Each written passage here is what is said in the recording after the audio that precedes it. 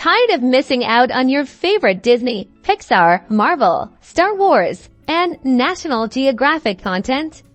Let's unlock uninterrupted streaming by quickly setting up PayPal as your Disney Plus payment method. First, head over to the Disney Plus website using your computer or mobile browser. Simply type disneyplus.com into the address bar and press enter. Now enter the email address associated with your Disney Plus account. That's the one you used when you first signed up.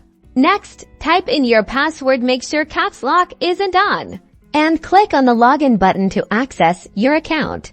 Once you're logged in, you'll see your profile selection screen. Choose the profile you want to manage. Now, look at the top right corner of the screen. You should see your profile icon. Click on it. A drop-down menu will appear. Select Account. On the Account page, find the Subscription section here. You'll see your current Disney Plus plan and your payment method if you already have a card on file. That is what will be displayed. To switch to PayPal, click on the Change Payment Method link. Here, you will see a list of available payment options. Choose PayPal. You'll be redirected to PayPal's secure login page. Enter your PayPal email address and password to log in.